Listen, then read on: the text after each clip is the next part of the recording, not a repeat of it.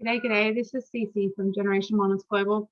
And today I was reminded yesterday about how powerful books are for bringing us to new understanding and awareness. And I thought I would just share a book that really helped me shift into a bit of a new paradigm. Because as you probably know by now, my background is in science, medical research. I was very analytical, very left brain person, and then I came across one of Greg Braden's books, The Divine Matrix, and he's got a lot of books, and I was just actually looking him up on the internet, and there's a lot of, he's like some weird quack because apparently there's a rational wiki channel for only rational people, and so I don't rate Greg very highly, but and I have to, full disclosure, I haven't looked a lot into his other work.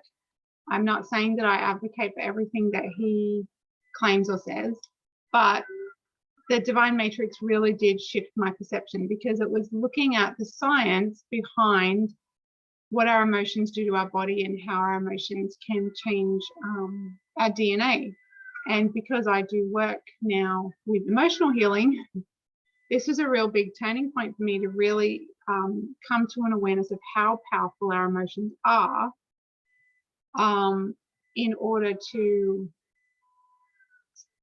create dis-ease in our body, to cause issues for us biochemically and physiologically that manifest physically over time if we don't properly address the underlying emotions. And so it was really interesting for me to just make that connection. And I know Dr. Candace Pert has the book, The Molecules of Emotion. And so she first discovered that emotions bind to specific receptors on cells in the body. And so our emotions are acting in a very direct biochemical way, interacting with cell receptors, creating change in the chemistry that is happening in the body. So we know that emotions are really scientifically relevant component of our biochemistry, of our health, of our, it's almost like if you ask someone where their emotions are in their body, they're kind of like, I just feel, it's kind of out here. It's stuff that we feel in a kind of almost esoteric way. But in actual fact, it's a physical and physiological change that is happening in our body when we feel emotions. And when we don't move through emotions effectively, those changes might send us down a path that is not beneficial to us physically. So Greg, in his book, as I mentioned, he talks about how they scientifically went about showing how powerful our emotions are, that they can influence the shape of our DNA, essentially. And the idea was that because a lot of people, okay, so let's just talk about DNA for a second. A lot of people think that my genetics are my genetics. I am what I am. I'm going to have this because my mum had it and it runs through the family, and et cetera, et cetera. Okay, that thinking is a little bit outdated, because now we understand epigenetics, and epigenetics is about our ability to activate or turn off different gene expression. So we know that genetic expression is not a static thing. You can change what is happening in your body. You can, with good diet and appropriate preventative health measures, you can generally turn off genes that are going to cause health issues down the track if you don't do the right thing by your body with your diet, etc. So genetics is not a static thing. We can turn genes on and off. And then if you look at bringing emotions into that, if the emotions can change genes, and it makes sense that they would, because if you're going to go into fight or flight, if you're going to go into a stress response, if you're going to, it's a survival thing, right? That your emotions are going to help you in different situations to turn on genes or turn off genes to help you perform whatever you need to perform in a state of fight or flight and an emergency survival thing. So it makes sense. But anyway, apparently Greg doesn't get very good reviews on Rational Wiki because he talks about metaphysical kind of concepts and stuff. So I find entertaining. But then he went on to also show, really interestingly, or not him, the researchers that he described in his book. I'm not sure if he was leading the research. It's a while since I read it. But they also looked at the DNA of cells or DNA that had already been removed from the person. It had already been extracted and was in a test tube somewhere else 5 miles down the road. And even that was affected by what was happening emotionally in the laboratory or what have you. So, and again, this is something we know. We know that we're energetic beings, physical beings in a spiritual body. There's so much more to us than just the physical being. And we need to, if we really want to be healthy and be the best that we can be, we need to look at all aspects of who we are, not just the physical body. I'm sure you're with me on that. And there's websites like HeartMath where they talk about they can measure the heart, the energy of the heart, like something like 17 meters out from the body. So science has come a long way to supporting what we probably spiritually already know to be true. And it's really funny to sort of watch science try and catch up because, having a background in science, you think you know everything. And and then you realize that science is just trying to catch up with figuring out how things work. And it really doesn't have all the answers. It really does not have all the answers, okay? So another recommendation I would really, so Dr. Bruce Lipton is really big in this field as well because he talks about the biology of belief, and he's studied the biology of the biological changes that happen when you believe in certain outcomes. So if you believe that you have this terminal illness and you're going to die, then you're more likely to fulfill that prophecy, whether it's true or not. There's people who have believed in a diagnosis, passed away, and then in the post-mortem they find they actually discover they didn't have that at all. They had something else that was quite mild, but because they had that belief, they actually fulfilled what they had been told.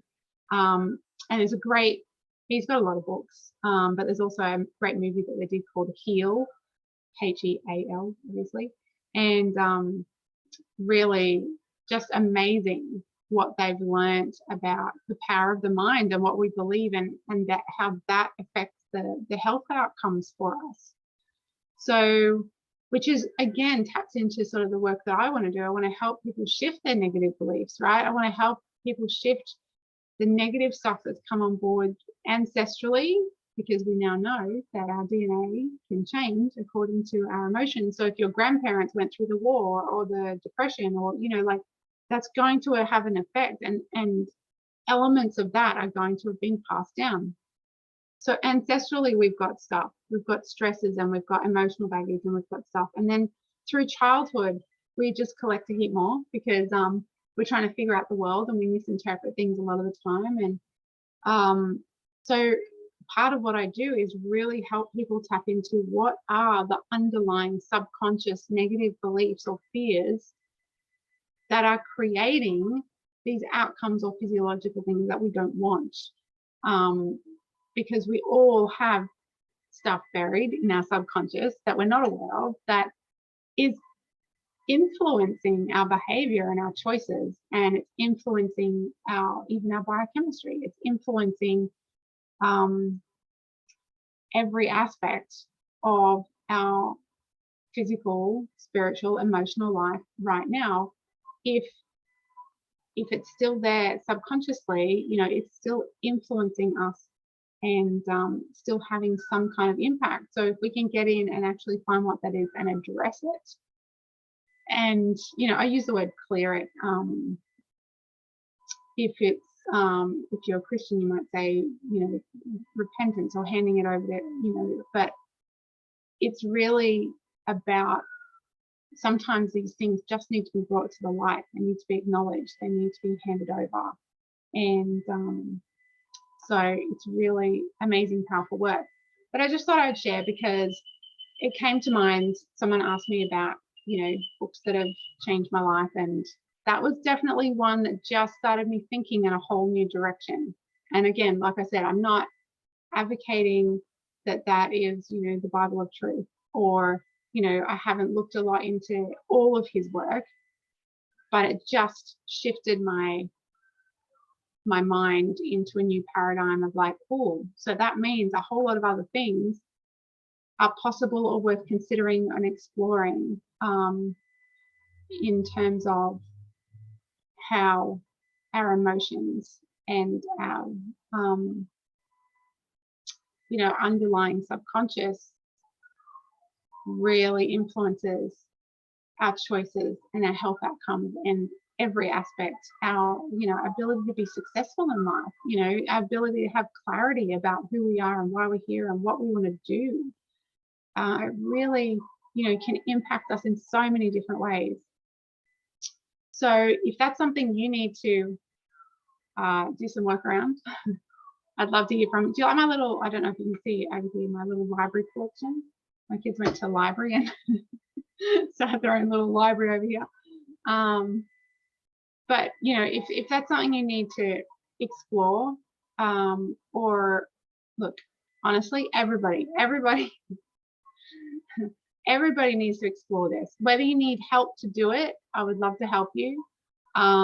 You may just take it into meditation and prayer. You may just notice when things trigger you, or, you know, you might be someone who can be really present with how they're feeling, and so you don't need a lot of help or support, but sometimes we just need to be able to get down to where is the root of that, where did it really start. And that's what I love doing with my clients, and just really helping them dig into pulling things out at the very root cause, so that we can just let a whole lot of stuff that was built on that start to unravel and dissipate. So if that's something that you would like to work on with me, I would love to hear from you. And either way, whether you do or whether you don't, I pray that you do embrace this type of healing, to go really deep and really explore, because it's so powerful. It's so powerful to actually just find those root causes and really free yourself from them. It's such a blessing to watch people do this work and facilitate it with them. And so I wish you well on your journey with that. And if you have a book recommendation, please share. I'm going to explore some other ones that I was given recently. And yeah, I'd love to hear your thoughts, your input, your experiences, your understanding, book recommendations. So feel free to comment, feel free to like and subscribe if you want to tune in with more discussions about all sorts of different topics, spiritually and emotionally, and on this healing journey. All right, take care, guys. Have an awesome day.